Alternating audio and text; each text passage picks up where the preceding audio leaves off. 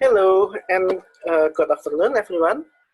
I hope you always in the good condition, healthy, and always ready to study.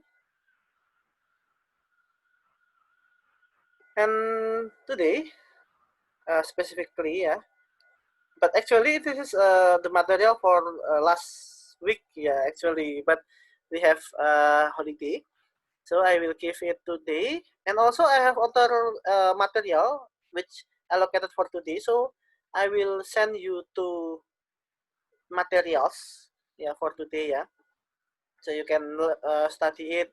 I think for several minutes, yeah, you can study the two materials. One is for the last week and one is for today. Okay, and the first material I want to share with you what is called with RTDR, or in Indonesia, Rencana Detail Tata Ruang, and also the zonation zonation rule, ya, zonation rule, or in bahasa peraturan zonasi. I will present in bahasa Indonesia. The presentation will be in bahasa Indonesia, and I will also play a video from Badan Informasi Geospasial, and also a video from um, Dinas Pertanahan, maaf, I'm sorry, Kementerian Pertanahan dan Tata Ruang, ya, ATR, Agraria dan Tata Ruang. Uh, the ministry has a good video which show what is inside the RTTR and what is inside the PZ, peraturan zonasi. We can shorten it into PZ, ya. What is the main content of those two documents, because those document is really important in spatial planning practice in Indonesia. We cannot have any development, have any physical development, yeah, without previously we plan it and we put it in the document of RTTR or PZ. And also I need to inform you that RTTR and PZ is allocated for regency kabupaten, ya, kabupaten, and also city scale. So regency or city scale, yeah, this is the lowest one, or the most detailed one compared with the national spatial planning, the regional spatial planning, the province spatial planning. This one is the most detailed ones, and the scope is for city and regency. Okay, let's start our lecture, ya. I hope you will have any interest in this topic, ya. Please check it out. Okay, so let's start with the definition first of RDTR. So RDTR is like the name, ya, in bahasa, ya, rencana detail tata ruang. In bahasa adalah rencana secara terperinci, detail planning, ya, rencana secara terperinci tentang tata ruang wilayah kabupaten, ya, regency, atau kota, city, yang dilengkapi dengan peraturan zonasi dari kabupaten atau kota tersebut. Dasar hukum yang berlaku saat ini baru, jadi ada perubahan. Jadi nanti di video yang akan saya tampilkan nanti akan menampilkan perubahan-perubahan itu dan isinya apa saja saat ini, supaya Anda punya bayangan. Jangan sampai nanti orang teknik lingkungan ada yang tentang kita membangun suatu kawasan, lalu ada yang membahas tentang RDTR, ini peraturan zonasinya gini. Anda malah nggak tahu isinya. Wah, apa itu? Nah, jangan sampai, ya. So, you can also study the regulation Undang-Undang Nomor 16 Tahun 2018 tentang pedoman penyusunan rencana detail tata ruang dan peraturan zonasi kabupaten atau kota. Ini yang menjadi acuan saat ini. Dan kabupaten atau kota berlomba-lomba untuk membangun atau membuat zonasi ini ya, membuat peraturan zonasi dan RDTR ini, karena memang aturan saat ini semua harus punya dan membutuhkan proses untuk membuat atau menyusun ini, sehingga semua sedang berusaha keras setiap daerah untuk menyelesaikan ini. Okay, this is from the Ministry of Agraria and Spatial Plan. Okay, let's check it out together ya. Kita akan coba simak bersama dan saya akan coba berikan beberapa penjelasan. Ya. Nah, ini dijelaskan oleh siapa namanya, Mbak Lulu. Lupa saya tadi siapa namanya. Ini dijelaskan oleh Mbak dari Agraria dan Tata Ruang ini bahwa masing-masing daerah saat ini sedang berusaha untuk menyusun RDTR.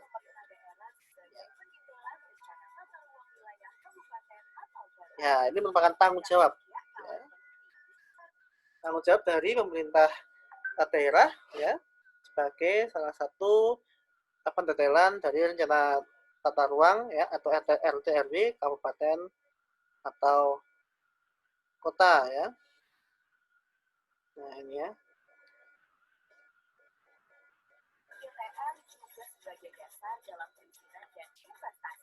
Nah, RDTR juga merupakan salah satu dasar untuk perizinan untuk investasi, untuk dasar kita melakukan pembangunan, untuk juga lolos atau bukan lolos ya, untuk mulai menyusun dokumen lingkungan juga kita harus punya rencana detailnya ya.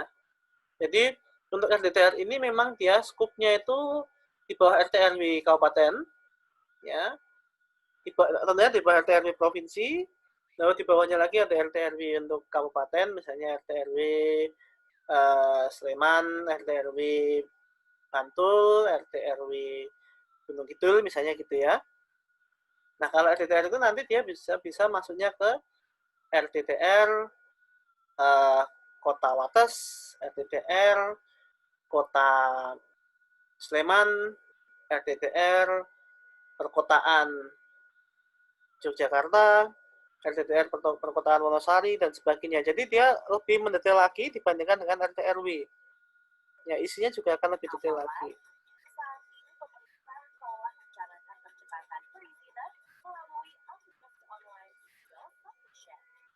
Ya, sekarang sudah dengan online ya untuk pendaftarannya.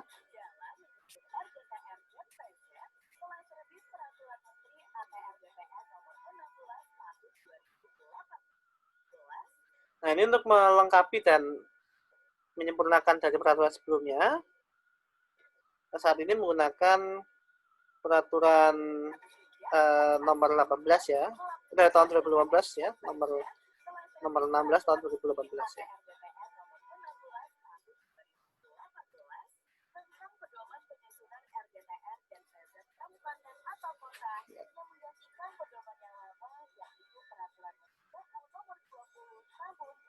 Sudah digantikan oleh ini.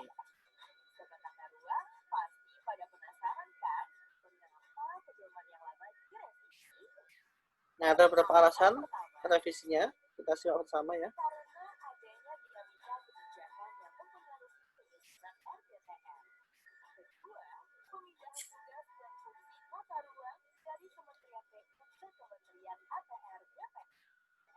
Nah, jadi ada perubahan tupoksi juga dari yang dan juga secara struktur ya, yang saat ini sudah masuk di Kementerian APR dan Tata Ruang, dan yang sebelumnya berada di bawah PU ya. Jadi memang agak rumit ya masalah birokrasi ini ya, tapi oke. Makanya kemudian disusuli dengan peraturan. Nah, dan juga menggabungkan Permen PU sebelumnya dengan peraturan tata ruang dan BPN.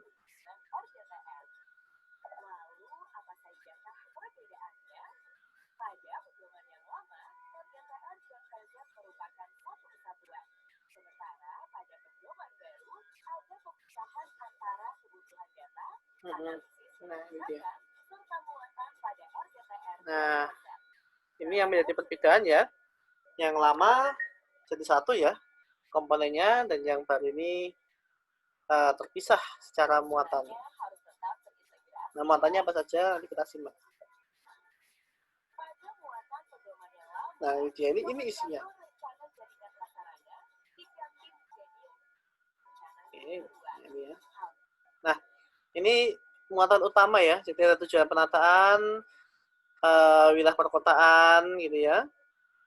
Kemudian rencana struktur ruang, rencana pola ruang, penetapan sub BWP itu blok wilayah perkotaan yang diprioritaskan penanganannya dari ketentuan pemanfaatan ruang. Jadi memang ini arahannya untuk lebih ke perkotaan ya. Nah, tujuan BWP, struktur ruang, dan sebagainya. Nanti juga ada peta-peta. Nah, peta-petanya akan kita bahas di topik yang lain ya. Oke. Jadi, yang pertama ya, tadi ada tujuan penataan BWP. Sorry, singkatan tadi saya revisi, yaitu bagian penataan atau bagian wilayah perencanaan ya. BWP perkotaan apa gitu ya. Jadi dia misalnya perkotaan Wates gitu ya. Jadi dia BWP atau bagian wilayah perencanaan perkotaan Wates dan sebagainya. Itu namanya BWP. Jadi kayak pembagian lokasi spesifik atau administrasi spesifik yang akan dikaji tata ruangnya.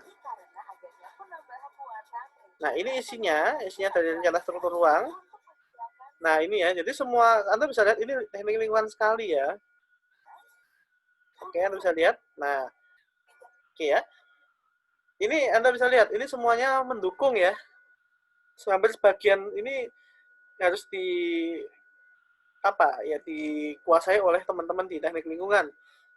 Jadi dalam satu penataan wilayah itu di sini ada muncul rencana jaringan energi, kelistrikan, komunikasi, dan nah ini ya, ini kita banget ya. Rencana jaringan air minum, rencana jaringan drainase, rencana jaringan air limbah, dan rencana jaringan prasarana lainnya, termasuk juga persampahan, termasuk juga apalagi ya untuk energi, tadi sudah disebutkan energi ya, pipa-pipa pipa-pipa gas, pipa-pipa Pertamina dan sebagainya itu harus dibuat rencananya dengan terstruktur.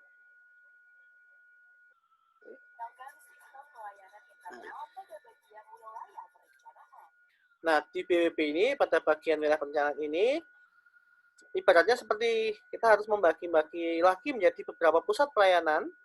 Jadi suatu daerah itu akan atau suatu skup BWP tadi, suatu BWP tadi akan dibagi-bagi lagi menjadi seperti adanya pusat pelayanan kota, sub pusat pelayanan kota, pusat pelayanan kelurahan, pusat pelayanan lingkungan, sesuai dengan peran dan skup masing-masing ya.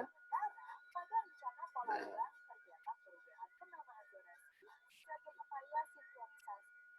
ya. Dan ini juga ada perubahan penamaan ya dari pedoman lama dan baru ya. Jadi yang baru kita simak yang baru saja karena mungkin teman-teman saat ini sedang memakai yang baru ya. Ada perubahan-perubahan nama seperti ini.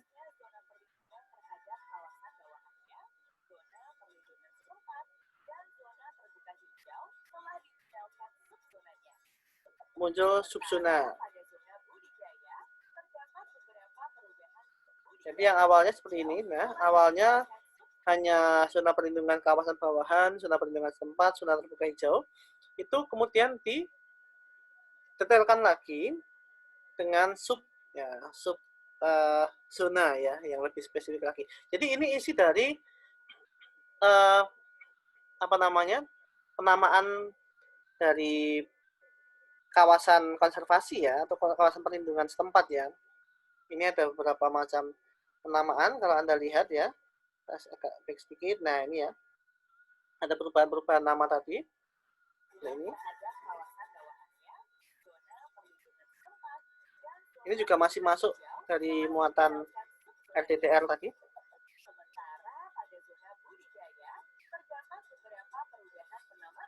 Ada zona untuk perlindungan atau zona lindung dan zona budidaya.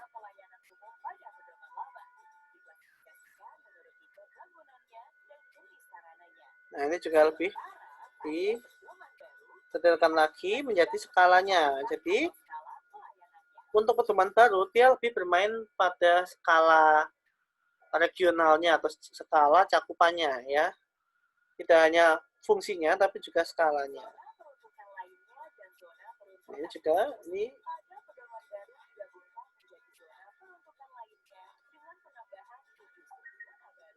Nah, ini juga isi dari pedoman RDTR yang baru, isinya adalah zona-zona seperti pertanian, pertambangan, pariwisata, dan lebih detail lagi ya, pertahanan keamanan, TPA, IPAL, itu yang lama. Plus lebih detail yaitu ruang terbuka non-hijau, sektor informal, pengembangan nuklir, pembangkit listrik pergudangan, tempat evakuasi sementara, dan tempat evakuasi akhir. Jadi aspek bencana sudah dimasukkan dalam pedoman kita yang saat ini dipakai, yaitu Permen ATR BPN nomor 16 tahun 2018. Ini substansi yang akan dikaji dalam dokumen RDTR. Jadi teman-teman bayangkan saja bahwa setiap zona-zona ini akan dikaji lebih detail, disurvei, di analisis menggunakan data-data yang real, data-data yang terupdate seperti itu ya. Ini semua ini yang perlu kita masukkan dalam dokumen. Nah, untuk bencana juga sekarang harus wajib ditentukan ini. Bahkan di peta harus muncul titiknya di mana.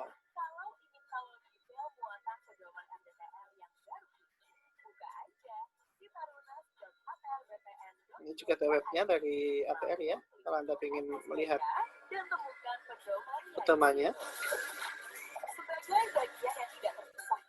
Atau Anda bisa googling juga. Nah, lalu pengaturan zonasi itu seperti apa?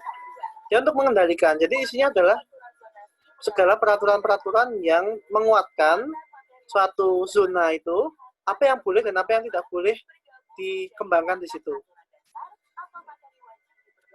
Nah, ini ya. Ini ada di dalam PZ ini ada memuat ini ya, aturan dasar ini, jadi ketentuan penggunaan lahan, ketentuan intensitas pemanfaatan ruang, ketentuan tata bangunan, prasarana dan sarana minimal, ketentuan khusus, standar teknis, dan ketentuan pelaksanaan. Selain itu, ada juga teknik pengaturan zonasi.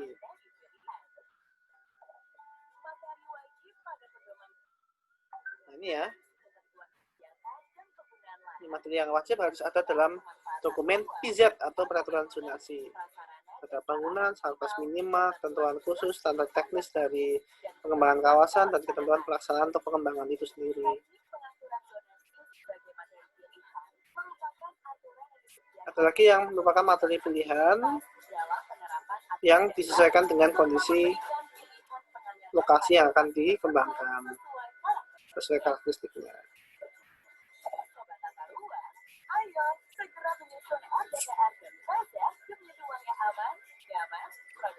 Nah, ini harapannya teman-teman punya experience ya, minimal punya bayangan. Ternyata dokumen tata ruang itu, kalau konsep tata ruang saya rasa sudah kita pelajari beberapa minggu kemarin ya. Tapi di sini kita akan lebih membahas tentang isi dokumennya itu seperti ini. Jadi saya ingin menunjukkan dengan video ini adalah konsep isi dari dokumen tata ruang itu sendiri. Jadi memang kalau kita lihat secara konsep itu kan simpel ya. Kemarin sudah kita sering kali bahas, bahkan ada diskusi di classroom juga itu. Intinya kalau untuk konsep tata ruang, yang penting untuk keberlanjutan, secara keseimbangan dari sumber daya alam maupun pemanfaatan manusia, pemanfaatan lahan dengan optimal dan sebagainya, itu teman-teman sudah sangat memahami konsepnya. Tapi untuk dikemas dalam bentuk dokumen, nah seperti itu tadi isinya. Sehingga isinya merupakan satu kombinasi, satu kombinasi kajian ya. Satu multi analisis gitu ya. Yang berasal dari berbagai aspek, berbagai sektor, berbagai skala tadi ya, kecamatan, kota, dan sebagainya yang saling terintegrasi dan harus dikemas melalui dokumen itu dengan jelas secara kronologis, datanya real, cara kondisi lokasinya juga real, permasalahan dan kondisi kebutuhannya juga real, serta tentunya ya menyesuaikan karakteristik dari masing-masing lokasi yang akan dibangun. Sehingga harapannya pembangunan atau perencanaan pembangunan akan lebih tertata secara lebih nyata, ya. Karena di sini setiap daerah pasti punya rencana jangka panjang, jangka menengah, jangka pendek seperti itu. Dia semacam sudah punya gagasan pengembangan daerah. Tapi kalau RDTR kemudian sudah sampai ke PC dan RDTR ini, dia lebih masuk pada secara rinci, secara real, mengunci ya, lebih tepatnya apa ya, merencanakan secara tegas gitu ya. Ini nanti mau dibangun apa, seberapa, fungsinya apa, gunanya apa. Sampai mungkin di PZ itu juga apa yang boleh dibuat di situ, apa yang tidak boleh. Misalnya nih, ada kawasan permukiman. Nanti di PZ dia akan menentukan apakah di kawasan permukiman itu, di zona untuk permukiman itu peruntukannya, apakah masih boleh ada toko, apakah masih boleh ada warung, apakah masih boleh ada industri kecil, apakah masih boleh dibikin jalan, jalannya kelas apa, atau kalaupun harus dibikin jalan, jalannya minimal apa kelasnya. Itu harus masuk di peraturan zonasi. Sehingga tidak hanya merencanakan seperti bangun di sana, bangun di sini, kita bikin ini, kita bikin itu, tapi juga kenapa, bagaimana, apa saja yang disiapkan, infrastruktur minimalnya apa saja, tanggung jawabnya oleh siapa saja, dinas yang terkait siapa saja, itu sudah masuk ke dalam RDTR dan PZ, ya. Jadi begitu ya. Ini banyak penjelasan dengan bahasa Indonesia karena juga materi kita supaya lebih mudah dan banyak ini ya tadi ya, lebih banyak tulisannya. Saya menggunakan video tadi lebih cepat gitu ya untuk daripada harus mengetik sedikit demi sedikit, dan mungkin apa namanya, memakan ini juga ya, memakan waktu juga untuk mendetailkan satu-satu dari isi LTTR tadi dan BZ tadi. Tapi ternyata melalui video ATR dan tata ruang tadi ya, agrarian dan tata ruang tadi, ternyata bisa memberikan satu review yang cukup ringkas tapi menurut saya cukup jelas gitu ya, sekilas tentang RDTR dan BZ. Nah, bagi Anda yang ingin lebih tahu, lebih lanjut lagi mengetahui tentang RDTR dan BZ, itu Anda bisa buka atau Anda bisa download pedomannya nomor 16 tahun 2018, dan di sana Anda bisa baca-baca dengan lebih lengkap lagi. Artinya apa saja muatannya, dasar hukumnya seperti apa, kenapa harus dibuat peraturan seperti ini dan sebagainya, ada di situ semua. Ya, tidak perlu dihafal ya, tapi yang jelas Anda baca supaya kita di teknik lingkungan itu nyambung bahasanya ya. Karena ini sebetulnya core-nya itu ada di teknik lingkungan, di teman-teman ini. Ya, tadi coba bayangkan ya, sarprasnya ya, infrastrukturnya apa saja tadi ya. Air bersih, drainase, limbah, siapa lagi kalau bukan teknik lingkungan kan? Jadi silahkan kita pelajari bersama, dan Anda mudah-mudahan dengan ini bisa semakin termotivasi bahwa peran kita masih sangat banyak dalam pembangunan, dan semoga kita semua juga bisa berperan lebih baik lagi dalam menyongsong pembangunan yang bermanfaat bagi seluruh lapisan masyarakat dan seluruh pihak yang tentunya membutuhkan pembangunan ini. Oke, mungkin terima kasih untuk sesi kali ini. Kita akan lanjut lagi dengan sesi yang lain. Saya akan tunjukkan di sesi yang lain tentang peta di struktur ruang itu, petanya apa saja. Ini lebih ke pemetaan ya, lebih ke aspek-aspek peta-peta, aspek spasialnya di sesi yang lain. Untuk yang ini saya cukupkan dulu. Terima kasih dan tetap semangat dalam belajar. Thank you very much for your attention, and we meet again in the next sessions. Thank you and good afternoon. Goodbye.